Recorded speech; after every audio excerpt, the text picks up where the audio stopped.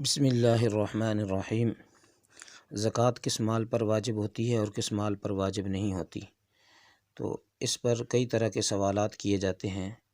کوئی شخص پوچھتا ہے کہ میری گاڑی پر زکوٰۃ ہے یا نہیں، کوئی پوچھتا ہے میرے مکان پر زکوٰۃ ہے یا نہیں، کوئی پوچھتا ہے میری دکان پر، کوئی پلاٹ پر زکوٰۃ کے ہونے کا یا نہ ہونے کا سوال پوچھا جاتا ہے۔ تو اس بارے میں یہ بات سمجھ لی جائے کہ زکوٰۃ کا وجوب صرف 4 قسم کے مالوں پر ہوتا ہے، اور ان 4 قسم کے مالوں کے علاوہ باقی جتنے بھی ہماری ملکیت میں اموال ہیں ان پر زکوٰۃ واجب نہیں ہوتی۔ وہ 4 مال جن پر زکوٰۃ واجب ہوتی ہے ان میں سے پہلی چیز ہے نقدی۔ نقدی کی شکل میں ہماری ملکیت میں جتنا بھی پیسہ ہے اس پر زکوٰۃ واجب ہوتی ہے۔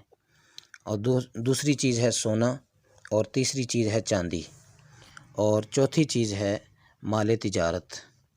سونا، چاندی اور نقدی یہ تو بالکل واضح ہے، سب کو پتہ ہے کہ یہ کیا ہوتے ہیں۔ البتہ مال تجارت کیا ہوتا ہے؟ اس کے لیے یہ بات سمجھ لی جائے کہ ہماری ملکیت میں جتنے بھی اموال ہیں وہ مختلف نوعیت کے ہیں۔ کچھ ہمارے پاس مال وہ ہیں جو ہم نے اپنی ضرورت کے لیے اور اپنے تقاضوں کو پورا کرنے کے لیے رکھا ہوا ہے اور وہ ہمارے استعمال میں ہے۔ کچھ مال وہ ہیں جو ہم نے کسی سے عاریتاً لے کر رکھے ہوئے ہیں، عارضی طور پر استعمال کے لیے لیے ہیں، استعمال کے بعد وہ واپس کر دیے جائیں گے۔ کچھ مال وہ ہیں جو کسی نے ہمارے پاس امانت رکھے ہوئے ہیں۔ تو اس قسم کے مال وہ مال تجارت نہیں کہلاتے۔ مال تجارت صرف وہ مال کہلاتا ہے کہ جس کو ہم نے خریدا ہے آگے بیچنے کے لیے، تو اس کو ہم مال تجارت کہیں گے۔ جیسے یہ دکانوں والے بڑی مارکیٹوں سے سامان خرید کر لاتے ہیں اور آگے لوگوں کو بیچ کر اس سے نفع کماتے ہیں۔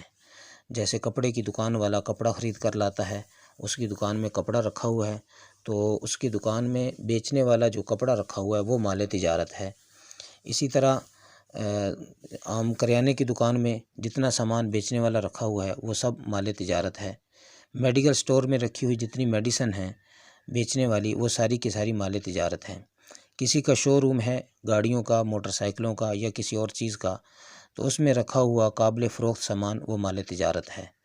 اسی طرح اگر کوئی آدمی پراپرٹی کا کام کرتا ہے، اس کے پاس قابل فروخت مکان ہیں، پلاٹ ہیں، دکانیں ہیں، تو اس کا مال تجارت وہ چیز ہے۔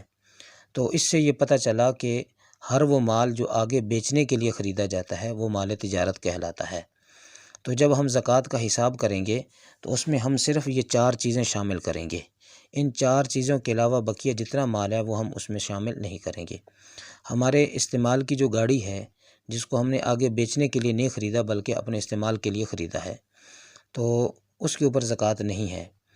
اور اسی طرح وہ گاڑی جس کو اپنے استعمال میں بھی نہیں رکھنا اور اس کو آگے بھی نہیں بیچنا بلکہ اس کو کرائے پہ چلانا ہے، ٹیکسی کے طور پہ چلانا ہے، یا بڑی بس ہے اس کو اس طرح چلانا ہے، یا کوئی لوڈر گاڑی ہے تو لوگوں کو کرائے پر دے کر اس کو چلانے کا ارادہ ہے، تو اس چیز کو اپنی ملکیت میں رکھتے ہوئے اس کو استعمال میں لایا جا رہا ہے، اس سے کاروبار کیا جا رہا ہے، نفع کمایا جا رہا ہے، تو ایسی چیز پر بھی زکوٰۃ واجب نہیں ہوتی۔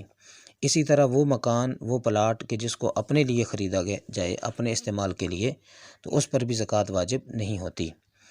تو ہر وہ چیز جو اپنے استعمال میں ہو یا اپنی ملکیت میں رکھ کر اس سے نفع کمایا جائے کرائے پہ دے کر یا کسی اور طریقے سے، تو وہ مال تجارت نہیں کہلاتا، لہٰذا ان پر زکوٰۃ بھی واجب نہیں ہے۔